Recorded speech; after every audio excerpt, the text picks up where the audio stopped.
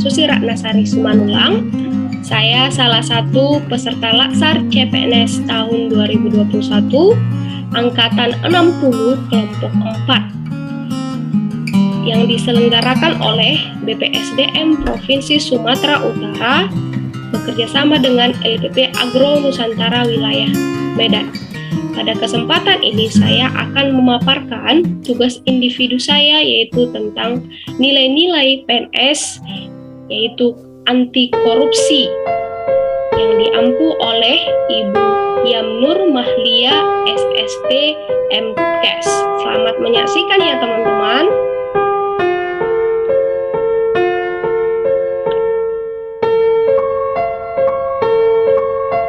Kita masuk ke dalam definisi korupsi.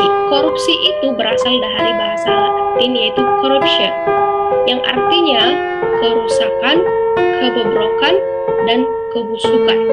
Nah, di dalam bahasa Yunani, korupsi itu adalah perbuatan yang tidak baik, buruk, curang, dan disuap, tidak bermoral, menyimpang kesucian, melanggar norma-norma agama, material, brutal, dan umum. Nah, berdasarkan Undang-Undang Nomor 31 Tahun 1999, pengertian korupsi itu adalah tindakan melawan hukum untuk memperkaya diri sendiri atau orang lain atau suatu korporasi yang merugikan keuangan negara dan perekonomian negara. Ada beberapa jenis-jenis dari korupsi. Yang pertama itu pemerasan, yang kedua kerugian keuangan negara, yang ketiga suap menyuap, yang keempat penggelapan dalam jabatan, yang kelima gratifikasi, yang keenam benturan kepentingan dalam pengadaan, yang terakhir perbuatan curang. Ciri-ciri korupsi yang pertama itu dilakukan oleh lebih dari satu orang. Yang kedua, merahasiakan motif atau ada keuntungan yang diraih. Yang ketiga, berhubungan dengan kekuasaan atau kewenangan tertentu. Yang keempat, berlindung di balik pembenaran hukum. Yang kelima, melanggar kaedah kejujuran dan norma hukum. Yang keenam, mengkhianati kepercayaan. Ya, selanjutnya kita melihat penyebab korupsi menurut Badan Pengawas Keuangan dan Pembangunan Republik Indonesia. Yang pertama itu adalah aspek individu pelaku korupsi. Yang kedua itu penyebabnya aspek organisasi. Yang ketiga aspek masyarakat tempat individu dan organisasi yang berada dalam sistem yang buruk. Nah, cara-cara mencegah korupsi ada dua, yaitu perbaikan sistem dan perbaikan manusia. Di dalam perbaikan sistem, hal-hal yang bisa dilakukan yaitu memperbaiki peraturan perundangan, memperbaiki reformasi birokrasi, menegakkan etika profesi dan tata tertib lembaga, kemudian menerapkan prinsip good governance.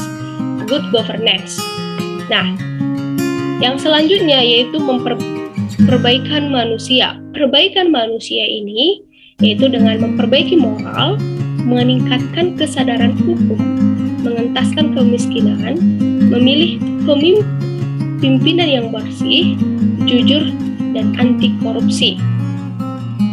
Nah, nilai-nilai anti korupsi itu ada beberapa. Yang pertama, peduli, jujur, mandiri, disiplin, tanggung jawab, kerja keras, sederhana, berani, dan adil. Implementasinya di dalam sekolah sebagai seorang guru yang pertama itu adalah jujur. Jujur, nah, bisa dilakukan ketika mengawasi ujian siswa dengan baik, dan tidak membocorkan kunci jawaban pada saat siswa ujian. Yang kedua itu peduli. Peduli ini bisa dikerjakan dengan mengetahui kondisi siswa dan berkunjung ke rumah siswa. Yang selanjutnya disiplin. Disiplin tetap mematuhi prokes, menaati peraturan sekolah dan peraturan perundang-undangan. Selanjutnya itu adalah tanggung jawab.